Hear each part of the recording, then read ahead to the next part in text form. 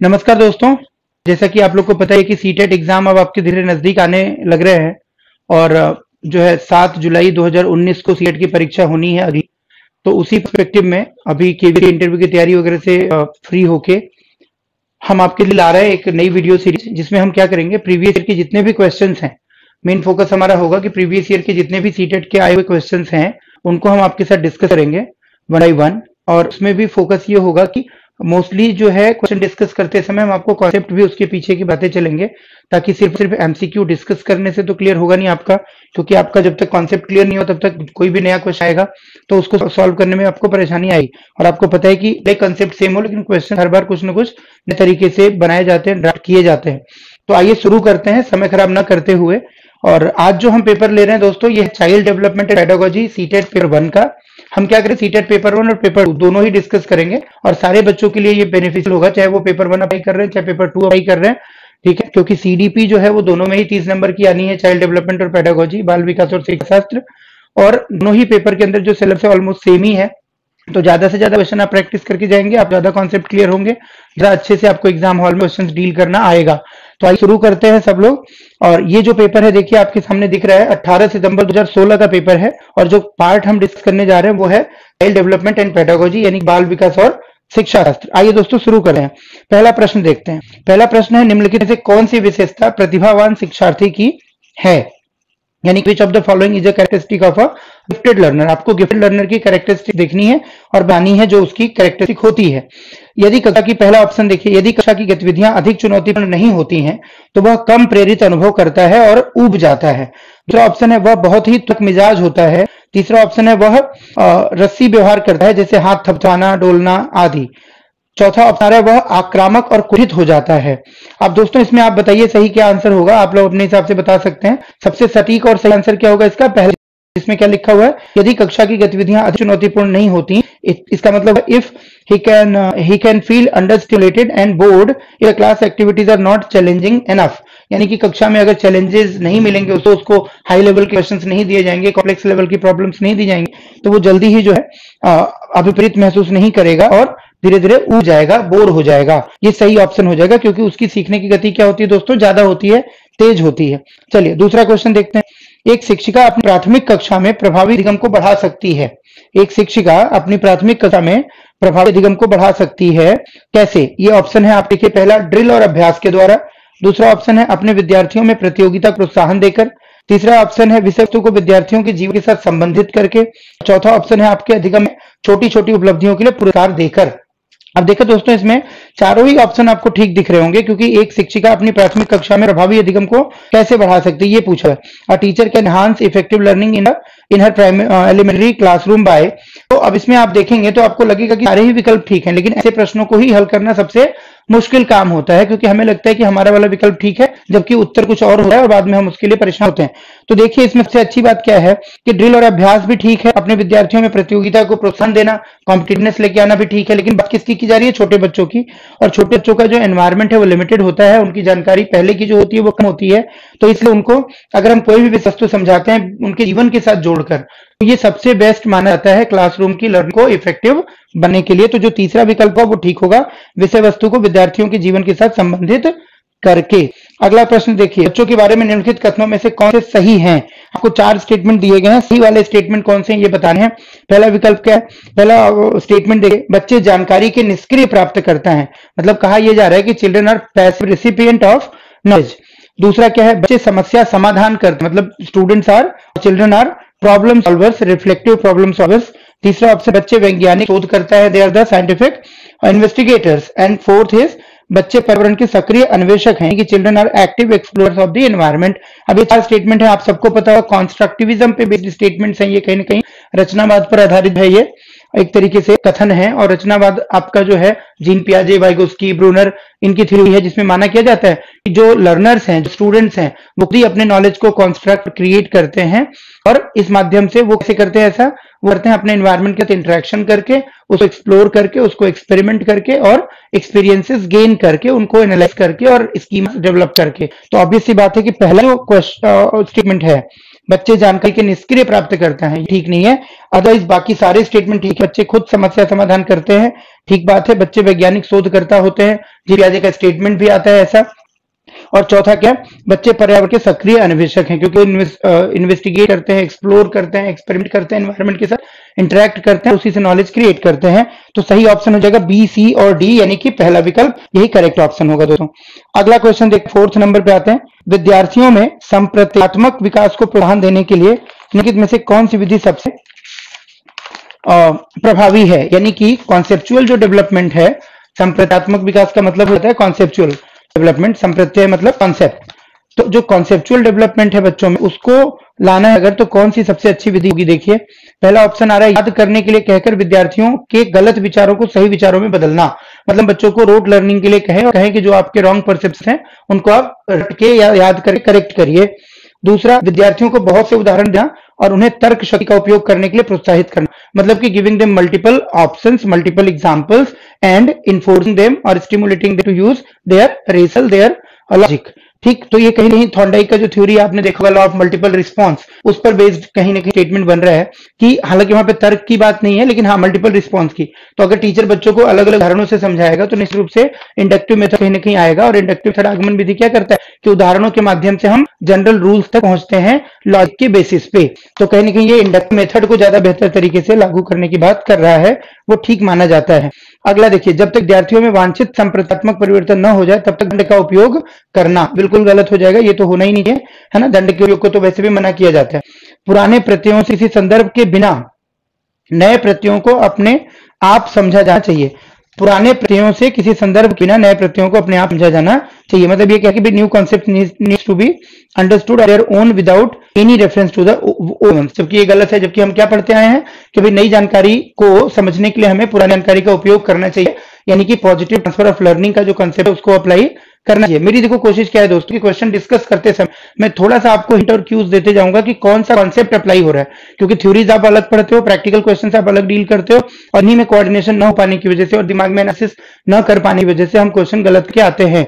तो जहां पे जो वाला लॉ अप्लाई हो रहा है, जो कॉन्सेप्ट अप्लाई हो रहा है स्टेटमेंट के अंदर, वो मैं आपको यहाँ पे ढूंढ कर ला देने की कोशिश साथ साथ करते जाऊंगा, ताकि आपको पता हो कि थ्योरीज को अप्लाई कैसे करना होता है। ठीक, तो 4th ऑप्शन आपका देखो कहीं ना कहीं क्या कर रहा है, ट्रांसफर ऑफ लर्निंग को मना कर रहा है, जबकि ट्रांसफर ऑफ लर्निंग होनी चाहिए या नहीं होनी चाहिए? डेफिनेटली होनी चाहिए। तो 4th ऑप्शन भी गलत लग रहा है इसमें। तीसरा बिल्कुल गलत लग रहा है, क्योंकि हम पॉजिटिव रीइंफोर्समेंट्स की बात कर रहे हैं, रिवार्ड्स की बात कर रहे हैं, पनिशमेंट को हम मना कर रहे हैं। दूसरा जो है बहुत से उदाहरण देना और उन्हें तर्क शक्ति का उपयोग करने की प्रोत्साहित करना, जैसा मैंने आपको बताया बहुत से उदाहरण ना कहीं ना कहीं law of multiple response Thorndike का है, उसको प्रमोट कर रहा है। और पूरा अगर स्टेटमेंट देखते हैं तो ये इंडक्टिव मेथड को कहीं ना कहीं प्रमोट कर रहा है और कंसेप्चुअल डेवलपमेंट के लिए सबसे सही तरीका माना जाना चाहिए। तो इसका सही आंसर क्या हो जाएगा? दूसरा, क्योंकि पहला जो है रोट लर्निंग को बढ़ावा देने की बात कर रहा है, वो भी ठीक नहीं होगा। तो second option is most correct option. 5th question पे आते हैं। प्राथमिक विद्यालय के बच्चे उस वातावरण में सबसे प्रभावी ढंग से सीखेंगे जहां, पहला ऑप्शन है, जहां शिक्षक एकाधिकारवादी है और स्पष्ट आदेश देता है क्या किया जाना चाहिए। ब्रेक भी प्राइमरी स्कूल के बच्चे ज्यादा बेहतर कब सीखेंगे, कौन से एनवायरनमेंट में? पहला ऑप्शन कह दे रहा है कि टीचर जो है वो अथॉरिटेटिव है और वो डिक्टेट करता है क्लियरली कि क्या करना चाहिए, व्हाट बी डन। ये बिल्कुल ठीक होगा, डेमोक्रेटिक क्लासरूम होनी चाहिए। अगर अथॉरिटेटिव टीचर हो तो बच्चे फियरफुल रहेंगे, डरे रहेंगे, सहमे रहेंगे और अपनी नेचुरल एक तरीके से जो एक्सचेंज ऑफ इंफॉर्मेशन है, नेचुरल जो उनकी एक तरीके से पार्टिसिपेशन क्लास में, वो नहीं कर पाएंगे। ये ठीक नहीं होगा। दूसरा विकल्प देखते हैं, where the focus and stay are only on mastering primarily cognitive skills of reading, writing and mathematics, जहां मूल रूप से पढ़ने लिखने और गणित की संज्ञानात्मक कुशलताओं पर ही ध्यान का केंद्र होता है और बल दिया जाता है। क्या प्राथमिक विद्यालय के बच्चे उस वातावरण में सबसे प्रभावी ढंग से सीखेंगे जहां केवल 3R पे जोर दिया जाए, रीडिंग, राइटिंग और अरिथमेटिक पे? ताकि ये प्राइमरी कक्षा में जरूरी होता है, लेकिन केवल इसी पर जोर दिया जाएगा, ऐसा ठीक नहीं होना चाहिए। तीसरा विकल्प देखते हैं, जहां शिक्षक सारे अधिगमों में आगे होता है, विद्यार्थियों से निष्क्रिय रहने की अपेक्षा करता है, यानी कि टीचर खुद ही जो है leads all the learning and expects student to play passive role. जबकि ये गलत है, स्टूडेंट्स को हम एक्टिव रोल के लिए प्रेरित करने चाहिए, पैसिव रोल के लिए नहीं। क्योंकि जो कंस्ट्रक्टिव अप्रोच है वो क्या मानती है, या जो लर्नर सेंटर्ड अप्रोच है वो क्या मानती है कि learners are able to construct their own knowledge, they need to be active while learning because learning is a cognitive process, it's not a can say passive process, ये कोई निष्क्रिय क्रिया नहीं है, प्रक्रिया नहीं है, ये एक तरीके से सक्रिय क्रिया है। इसके लिए लर्नर्स को एक्टिवली पार्टिसिपेट करना, अटेंटिव रहना जरूरी है। ठीक है, तो ये भी कहीं ना कहीं गलत जा रहा है। और चौथा देखते हैं, जहां उनकी संवेगात्मक आवश्यकताओं की पूर्ति होती है और वे अनुभव करते हैं कि वे महत्वपूर्ण है, मतलब where their emotional needs are met and they feel that they are valued, obviously ये कट हो जाएगा। यानी कि जो लर्नर सेंटर्ड अप्रोच है वो फोर्थ ऑप्शन में दिख रही है। देखो मैं फिर आपको कॉन्सेप्ट रिलेट करके बातें कर रहा हूं, तो यही चीज बहुत सारी वीडियोस मैं भी देखता हूं, लोग मेहनत कर रहे हैं, बहुत अच्छी एमसीक्यूज डिस्कस कर रहे हैं, लेकिन वो कॉन्सेप्ट रिलेट करके बताने में गलती कर रहे हैं, नहीं बता रहे, वो सीधे सीधे आंसर्स की तरफ आपको लेके जा रहे हैं। They are not telling you that which concept should be applied, right. जो फोर्थ ऑप्शन है वो करेक्ट होगा, और क्यों करेक्ट होगा, because it is totally suggesting about the child centred approach. तो ये हमारे लिए ठीक हो जाएगा। बच्चे ऐसे एनवायरनमेंट में ज्यादा बेहतर अधिगम करेंगे जहां पे क्यों महत्व लेगा, और उनको साथ ही साथ जो उनकी इमोशनल नीड्स को सेटिस्फाई किया जाएगा, उनको एक स्वतंत्र वातावरण मिलेगा अपनी क्रियाविधियां करने का, अपनी बातें रखने का, अपनी बातचीत करने का और सीखने का। ठीक है, 6 नंबर क्वेश्चन पे आते हैं। चलिए, क्वेश्चन है, एक बच्चा खिड़की के सामने एक कौवे को उड़ते हुए देखता, कहता है एक पक्षी, इससे बच्चे के विचार के बारे में क्या पता चलता है। ठीक है, पहला ऑप्शन, बच्चे की स्मृतियां पहले से भंडारित होती हैं, बच्चे में पक्षी का प्रत्यय विकसित होता है। तीसरा है, बच्चे ने अपने अनुभव बताने के लिए भाषा के कुछ उपकरणों का विकास कर लिया है। अब इसमें पूछ रहा है कि कौन से कथन सही हैं। बच्चा जो है कौवे को उड़ते हुए देखता है और कहता है एक पक्षी, इसे क्या पता चलता है। देखिए, बच्चे की स्मृतियां पहले से भंडारित होती हैं, ये कह रहा है कि child has previously stored memories, यानी कि बच्चे में पहले से ही कुछ मेमोरीज हैं, कुछ स्मृतियां हैं। दूसरा दे रहा है, बच्चे में पक्षी का प्रत्यय विकसित हो चुका है, यानी कि बच्चे को जो है कॉन्सेप्ट ऑफ बर्ड पता चल चुका है, उसको कॉन्सेप्ट डेवलप हो चुका है, किसके बारे में, बर्ड्स के बारे में। तीसरा, बच्चे ने अपने अनुभव बताने के लिए भाषा के कुछ उपकरणों का विकास भी कर लिया है। तो ये दूसरा भी ठीक है, तीसरा भी ठीक हो रहा है, और पहला भी काफी हद तक ठीक है, क्योंकि एक पक्षी यानी पहले से कहीं ना किसके मेमोरी में है, कॉग्निशन में, रिटेंशन में, तभी जो है बता पा रहा है कि भाई ये कौवा जो है क्या है, पक्षी है, वो एनिमल नहीं बोल रहा। He is not saying that a animal, he is saying a bird. तो कहीं ना कहीं उसको पक्षी की जो विशेषताएं हैं, पक्षी का जो जो संरचना है, उसको देखकर अनुभव हो रहा है कि ये पक्षी ही है। तो इसमें कहीं ए, बी और सी तीनों ही सही होंगे, तो इसका भी विकल्प क्या होना चाहिए, दूसरा विकल्प, वही ठीक लग रहा है इसमें, जो कि तीनों को ही समेटने वाला विकल्प बनता है। अगला क्वेश्चन देखिए, 7 नंबर, कोई शिक्षिका विद्यार्थियों को क्या कहे कि उन्हें भीतरी प्रेरणा के साथ कार्य करने के लिए प्रोत्साहित कर सके। कोई शिक्षिका अपने विद्यार्थियों को क्या कहे, मतलब what a teacher should say to her learner so that they can be motivated to work with intrinsic motivation. ये लिख रहा है कि इंट्रिंसिक मोटिवेशन के साथ वो काम कर सकें, उसके लिए क्या कहना चाहिए। अब पहला ऑप्शन देखिए, तुम उसके जैसे क्यों नहीं हो सकते। देखो, उसने इसे एकदम ठीक कर लिया, कंपेयर करा जा रहा है कि भाई तुम उसके जैसे क्यों नहीं, वही शर्मा जी वाली बात है कि शर्मा जी के बेटे ने ये किया वो किया, है ना। अब एक बच्चा आया शर्मा जी के बेटे की ही उदाहरण वाला, तो उसने बोला पापा पता है आपको शर्मा जी के बेटे ने क्या किया। पापा ने बोला हाँ क्या किया, तो वो किसी लड़की के साथ भाग गया। तो फिर पापा पूछते हैं कि अरे ऐसा कैसे, तो बोलता क्यों, अब नहीं कहोगे शर्मा जी के बेटे को फॉलो करो, शर्मा जी के बेटे से सीख लो। ठीक है, तो ये आजकल जो है जोक्स बन रहे हैं ऐसे, तो ये तुलना करने वाली बात देखो ठीक है नहीं, है ना, ध्यान रखना है आपको, तुलना करने वाली बात ठीक नहीं है। तो अगला क्या है, काम जल्दी पूरा करो तो तुम्हें एक टॉफी मिलेगी। अब ये टॉफी मिलेगी, टॉफी क्या है, बाहरी प्रेरणा है, आंतरिक प्रेरणा है, ये भी बाहरी प्रेरणा है। पहला वाले में क्या था, अप्रूवल की बात थी कि भाई उसने ऐसा किया तुम भी करो, वो भी कहीं ना कहीं इंट्रिंसिक नहीं बल्कि एक्सट्रिंसिक मोटिवेशन की बात थी। दूसरा वाला भी एक्सट्रिंसिक और मटेरियल भी है।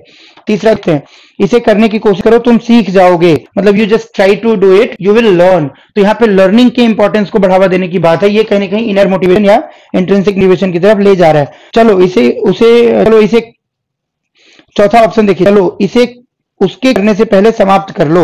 यहाँ फिर कंपैरिजन आ गया कि come on finish it before C does, मतलब किसी न किसी से कंपेयर करके। तो सही विकल्प हो जाएगा तीसरा, इसे करने की कोशिश करो तुम इससे सीखोगे। तो सीखने की प्रेरणा है वो इंट्रिंसिक मोटिवेशन कहलाएगी कि भाई सीखने के लिए हम काम कर रहे हैं, तो इससे कि हमारे अंदर स्किल्स बढ़ेंगे, वो इंट्रिंसिक मोटिवेशन की बात मानी जाएगी। तो 7वें का क्या हो जाएगा, तीसरा ऑप्शन सही होगा। पहला और चौथा जो है वो कंपेयर करें, दूसरा जो है वो सीधे मटेरियल इंसेंटिव बेस्ड है टॉफी। 8वां क्वेश्चन देखिए, कोई शिक्षिका अपने विद्यार्थियों को अध्ययन के लिए अध्ययन करने हेतु आंतरिक रूप से प्रेरित करने के लिए कैसे प्रोत्साहित कर सकती है। पहला विकल्प है, मतलब प्रश्न समझ में आया आपको, फिर से पढ़ देता हूं मैं। How can a teacher encourage students to be intrinsically motivated towards learning for the sake of learning. मतलब ये तो क्वेश्चन फिर से रिपीट हुआ है एक तरीके से, लेकिन अलग क्वेश्चन हो गया उससे थोड़ा सा। ठीक है, कि भाई यहाँ पे भी बात वही है कि पढ़ाई के लिए कैसे प्रेरित किया जाए आंतरिक रूप से, यानी इंट्रिंसिक मोटिवेशन के ऊपर क्वेश्चन है ये, मोटिवेशन वाले चैप्टर से। पहला देखिए क्या कह रहा है, प्रतियोगितात्मक परीक्षण by giving competitive test. Competitive test से उसको मोटिवेट किया जा सकता है क्या? By supporting them in setting individual goals and their mastery, व्यक्तिगत लक्ष्य निर्धारित करने उनमें निपुणता पाने में उन्हें मदद करके। तीसरा है साफ दिखाई पड़ने वाले इनाम देकर, जैसे टॉफी, ये तो एक्सट्रिंसिक हो ही जाएगा। उनमें चिंता और डर पैदा करके, चिंता और डर जो है वो इंट्रिंसिक नहीं बल्कि एक्सट्रिंसिक मोटिवेशन होंगे, क्योंकि ये प्रेशर में किया जाने वाला काम होगा, एक्सेप्टेंस बेस्ड काम नहीं होगा। इंट्रिंसिक मोटिवेशन कहाँ होता है? जहां पे कि हम अपनी स्वेच्छा से, अपनी वॉलेंटियर एफर्ट से काम करने के लिए प्रेरित हो, जहां पे कि हमारी अपनी इंटरेस्ट, अपनी हॉबी, अपनी रुचि हो काम करने में, अपनी क्षमताएं बढ़ाने के लिए काम करें, अपनी अचीवमेंट के लिए काम करना चाहें। तो इसमें भी सही आंसर क्या हो जाएगा आपका? दूसरा जो आंसर है, व्यक्तिगत लक्ष्य निर्धारित करना और उसमें निपुणता पाने में उन्हें मदद देना, यानी कि second option will be correct for question number 8। 9th question पे आते हैं। क्वेश्चन आपको दिख रहा है, 9th नंबर पे आ जाइए। कि प्रारंभिक कक्षा में प्रभावशाली शिक्षक का उद्देश्य विद्यार्थियों को उत्प्रेरित करना होगा। कोई प्राइमरी क्लास है अगर, तो उसमें जो इफेक्टिव टीचर होगा उसका उद्देश्य विद्यार्थियों को उत्प्रेरित करना होगा। इसके लिए ये पूछा है कि भाई कोई अगर प्राइमरी एजुकेशन की क्लास है तो उसमें जो इफेक्टिव टीचर होगा वो विद्यार्थियों को उत्प्रेरित करेगा किस काम के लिए? पहला विकल्प देखिए, रटकर याद करने के लिए, जिससे वे प्रत्यास्मरण करने में अच्छे बने, कि बच्चा है वो रोट लर्निंग करे so that he can recall easily, recalling अच्छी कर सके। दंडात्मक उपायों का प्रयोग करके, जिससे वे शिक्षक का सम्मान रहे, मतलब कि बच्चों के ऊपर दंड का प्रयोग करें ताकि बच्चे टीचर को रिस्पेक्ट करें। ये बिल्कुल गलत हो जाएगा, पहला भी ठीक नहीं है क्योंकि रोट लर्निंग की तरफ फोकस कर रहा है। तीसरा, ऐसे काम करने के लिए जिससे परीक्षा के अंत में वे अच्छे अंक पा सकें। अब देखिए अंक लिखा हुआ है, इसको करेक्ट कर लीजिएगा। अब ऐसे काम करें जिससे कि परीक्षा अंक मिल जाए, तो अंकों पर फोकस करना, अंकों पर बल देना भी बहुत अच्छी बात नहीं मानी जाएगी, बल्कि ओवरऑल डेवलपमेंट करना, बच्चों का लाइफ के लिए उसको प्रिपेयर करना, रियल लाइफ कंडीशन या सिचुएशन या चेंजेस को फेस करने के लायक बनाना, अपनी प्रॉब्लम्स को खुद सॉल्व करने के लायक बनाना, इंटरनली मोटिवेट करना, सेल्फ रेगुलेटेड बिहेवियर करना, मॉरल वैल्यूज क्रिएट करना, ये ज्यादा बड़े ऑब्जेक्टिव होते हैं लर्निंग के अंदर, उन्हीं पे फोकस करना होना चाहिए। चौथा विकल्प देखें, सीखने के लिए करे वो प्रेरित, जैसे कि वे जिज्ञासु बने और सीखने के लिए ही सीखना पसंद करें। बहुत बढ़िया। ये इंट्रिंसिक मोटिवेशन वाले जो दो क्वेश्चन आपने पहले किए, सेम कॉन्सेप्ट है कि भाई अगर हम लर्निंग के लिए काम कर रहे हैं तो वो इंट्रिंसिक मोटिवेशन हो जाएगा, यानी कि सीखने के प्रति जिज्ञासु में, वो ज्यादा से ज्यादा सीखने के लिए लालायित हो, इच्छुक हो, एक्साइटेड हो और उनको सीखने के लिए सीखना पसंद हो, यानी कि वो इसलिए सीखना पसंद करें, लर्निंग पसंद करें, पढ़ाई लिखाई पसंद करें क्योंकि वो सीखना चाहते हैं। ठीक है, इसलिए कि वो अंक पाना चाहते हैं, इसलिए कि वो इनाम पाना चाहते हैं, इसलिए कि वो जॉब पाना चाहते हैं। तो इससे क्या हो जाएगा, इंट्रिंसिक मोटिवेशन वाली बात आ जाएगी इसमें, और इसीलिए चौथा विकल्प सबसे अच्छा माना जाएगा किसी भी प्रारंभिक कक्षा में प्रभावशाली शिक्षक के होने का। 10 नंबर क्वेश्चन करते हैं आज। निम्नलिखित में से कौन सा प्रभावशाली विद्यालय की प्रथा का है? कौन सा लिखा हुआ है? Which of the following is an example of effective school practice. अच्छा, निम्नलिखित में से कौन सा उदाहरण, मतलब ये पूछना चाह रहा है कि निम्नलिखित से कौन सा उदाहरण है जो कि एक प्रभावशाली विद्यालय की प्रथा का है, मतलब कि प्रभावशाली विद्यालय के अंदर जो प्रैक्टिसेस हो रही हैं, जो काम हो रहे हैं, उनमें से कौन सा है उदाहरण जो कि एक प्रभावशाली विद्यालय को सूचित करता है? शारीरिक दंड, व्यक्ति सापेक्ष अधिगम यानी कि इंडिविजुअलाइज्ड लर्निंग, पहला ऑप्शन है कॉर्पोरल पनिशमेंट, यानी कि हम उसको शारीरिक दंड दें, फिजिकल दंड दें, और मतलब जैसे पीना हो गया या उसको पनिशमेंट देना, वो ठीक होगा नहीं। इंडिविजुअलाइज्ड लर्निंग है, ये ठीक होना चाहिए। व्यक्ति सापेक्ष अधिगम का मतलब हो गया तो बच्चा जिस क्षेत्र में आगे बढ़ सकता है, उसकी जो आवश्यकता है लर्निंग की, उस आवश्यकता को ध्यान में रखकर सिखाना, जिस क्षेत्र में, जिस एक तरीके से एस्पेक्ट में उसकी अपनी नेचुरल एबिलिटीज हैं, उसमें वो आगे बढ़ना चाहता है, उसमें उसको प्रोत्साहित करना। तीसरा क्या है, देखिए कॉम्पिटिटिव क्लासरूम यानी प्रतियोगितात्मक कक्षा करना, और चौथा है कांस्टेंट कंपैरेटिव इवैल्यूएशन, निरंतर तुलनात्मक मूल्यांकन करना। निरंतर मूल्यांकन तो ठीक है देखिए, लेकिन तुलनात्मक मूल्यांकन ठीक नहीं है। कंपैरेटिव इवैल्यूएशन से क्या होगा, बच्चों में कहीं ना कहीं इंफीरियरिटी और सुपीरियरिटी कॉम्प्लेक्सेस क्रिएट होंगे और वो ठीक नहीं माने जाएंगे। आई बात समझ में? तो सही विकल्प क्या हो जाना चाहिए, व्यक्ति सापेक्ष अधिगम। प्रभावशाली विद्यालय की प्रथा क्या है, व्यक्ति सापेक्ष अधिगम, यानी कि इंडिविजुअलाइज्ड एजुकेशन प्लान जो होता है मिडिल टीचिंग में, तो कहीं ना कहीं इंडिविजुअलाइज्ड लर्निंग हो, व्यक्ति के हिसाब से अधिगम हो, हर बच्चा यूनिक है, आप जानते हो इंडिविजुअल डिफरेंसेस होते हैं उसमें, उसके हिसाब से अधिगम। तो आज ये 10 प्रश्न हम पहले डिस्कस किया है हमने। अब ये प्रश्नों को देखने के बाद, इस डिस्कशन को पूरा देखने के बाद आप लोग अपने कमेंट बॉक्स में जरूर बताएं फीडबैक क्या है इसमें, और हम क्या चेंज कर सकते हैं तरीके, और उसके हिसाब से फिर मैं आगे के क्वेश्चंस भी लेके आऊंगा आपके लिए। और हम कोशिश ये करेंगे कि जितने भी चाइल्ड डेवलपमेंट के अब तक आए हुए एग्जाम में क्वेश्चंस हैं उसको यहाँ पे हम डील कर लें। क्लियर हुआ? और इसके साथ साथ हिंदी भाषा में भी मैं आपको ऐसे ही प्रश्न लेके आऊंगा, ईवीएस की पेडागोजी में भी लेके आऊंगा, तो लगभग इंग्लिश में भी हम लेके आएंगे, रुचि में करेंगे क्लासेस उसकी आपके लिए। तो हम क्या करने वाले हैं कि प्रीवियस ईयर के जितने भी क्वेश्चंस हैं उसको कॉन्सेप्ट से रिलेट करके, सिर्फ और सिर्फ आंसर पे नहीं, कॉन्सेप्ट से रिलेट करके और क्यों एक विकल्प सही है और बाकी सही नहीं है, ये भी बताते हुए चलेंगे ताकि आपको वो एक बार में समझ आए। ये ना हो कि आपको याद करना पड़े, क्योंकि प्रश्न बार बदल के आएंगे, भाषा बदल के आएगी उसकी, हुआ, और इसलिए आपकी तैयारी फिर क्या हो जाएगी कि आधी अधूरी रह जाएगी। तो हम इस तरीके से एक काम करते हैं, आप इस वीडियो देखें, इसमें जो भी आपको ठीक लगता है तो ठीक, खराब लगता है तो खराब, लिख के नीचे कमेंट बॉक्स में जरूर बताएं, और अगर ठीक लगता है तो इसको शेयर करें दोस्तों के साथ अपने, और उनको भी लाभ पहुंचाएं। Thank you so much. अगली वीडियो के साथ मैं फिर से आऊंगा, इसके बचे हुए जो 20 क्वेश्चन है इस पेपर के अंदर वो भी डिस्कस करूंगा, और बाकी पेपर 1 पेपर 2 दोनों के ही सारे प्रीवियस ईयर क्वेश्चन पेपर को हम आपके साथ इसी तरीके से डिस्कस करने की तरफ जो डालेंगे। ये सब आपके द्वारा दिए गए रिस्पॉन्सेज पे बेस्ड होगा। Thank you so much, have a nice day.